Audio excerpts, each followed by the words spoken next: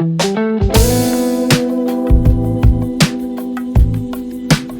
Student, welcome to another video of Maths Hub. आज के video में हम लोग एप्लीकेशंस ऑफ ट्रिग्नोमेट्री के डिस्कस करने वाले हैं। आइए देखते हैं।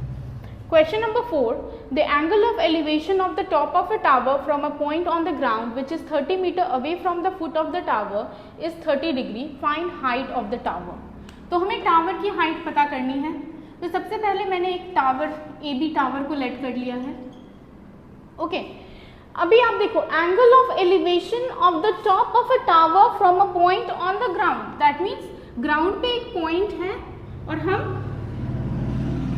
टावर के टॉप को हम देख रहे हैं। ओके, और जो डिस्टेंस है टावर की पॉइंट से वो है 30 मीटर। ओके, और जो एंगल बन रहा है वो बन रहा है 30 डिग्री। हमें हाइट ऑफ द टावर पता करना है। So let AB be the height of the tower. Okay, अब आप देखो, हमें बेस गिवन है, हमें परपेंडिकुलर पता करना है। तो कौन सा ट्रिग्नोमेट्रिक रेशियो लगेगा? tan का, tan 30 perpendicular over base.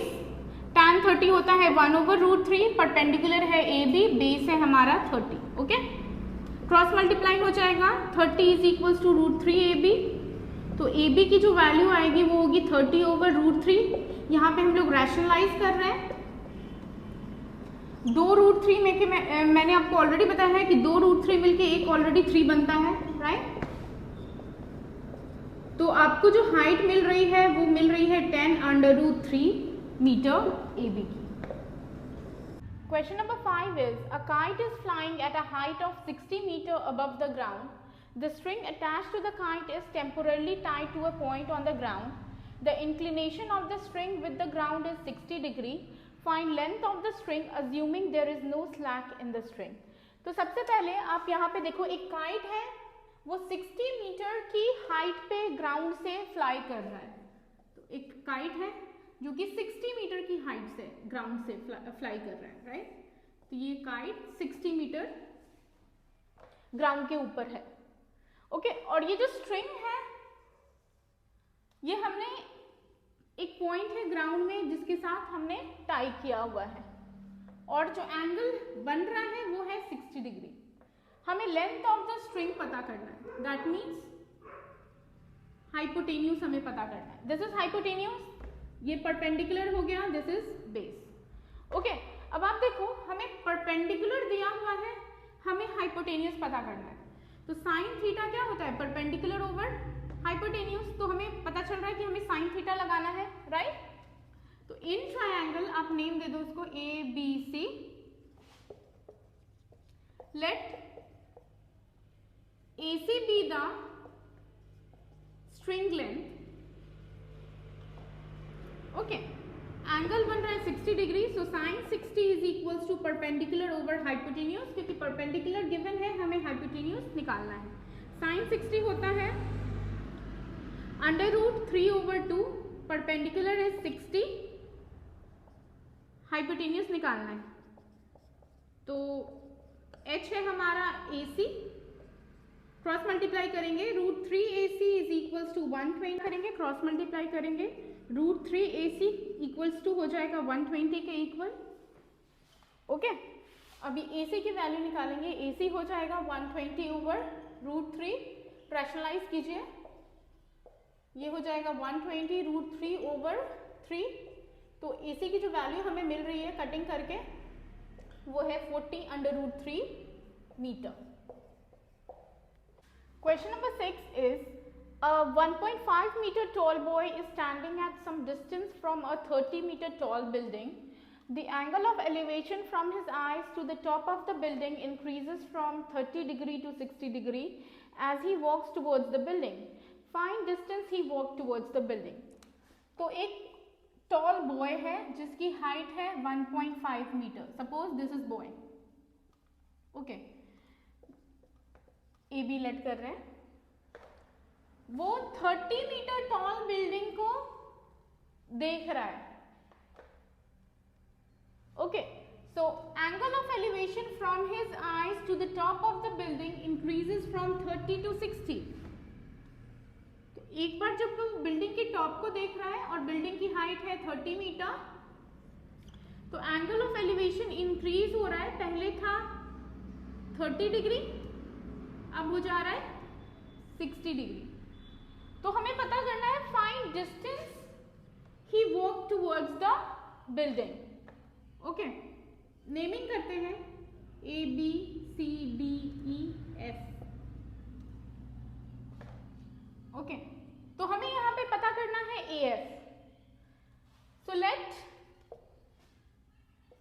AF be the distance he walked towards the building। Okay, अभी आप देखो ये जो बॉय है 1.5 मीटर टॉल है, दैट मीन्स DC भी 1.5 मीटर होगा। तो ED कैसे निकालेंगे? ED निकालने के लिए हमें 30 से 1.5 माइनस कर देना है। तो ED हमें कितना मीटर मिल जा रहा है? 28.5 मीटर। ओके, अभी सबसे पहले हमें इसके लिए क्या करना होगा? परपेंडिकुलर हमें ED पता है 28.5 है। ओके, हमें पहले बेस निकालना पड़ेगा FD और फिर हमें AD निकालना पड़ेगा। तो in triangle EFD tan 60 degree क्या होगा? Perpendicular over base. tan 60 होता है √3, परपेंडिकुलर है आपका 28.5 ओवर बेस हमें पता नहीं है, that is FD। So √3 FD is equals to 28.5। तो FD की वैल्यू मिल रही है 28.5 ओवर √3। ये आपका इक्वेशन 1 हो गया।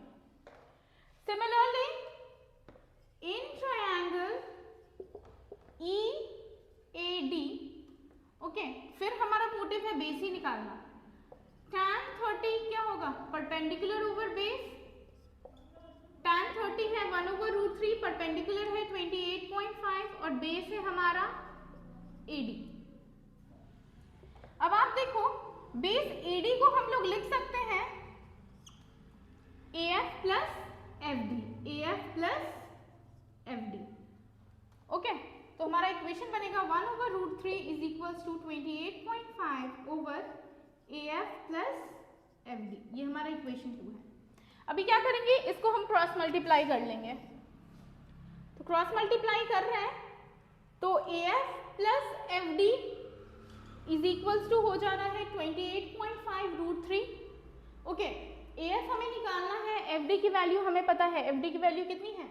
28.5 over √3 is equals to 28.5 √3। AF निकालेंगे, ये इधर आके हो जाएगा माइनस। ओके, LCM ले रहे हैं, क्रॉस मल्टीप्लाई करिए, 28.5 √3 मल्टीप्लाई हो जाएगा √3 के साथ और 28.5 मल्टीप्लाई हो जाएगा 1 के साथ। ओके, क्रॉस वे में तो ये होगा 28.5, 2 √3 मिलके 1 3 बनता है। ओके, ये जो आपको आंसर आएगा वो होगा 85.5 माइनस ऑफ 28.5 ओवर √3। सॉल्व करते हैं।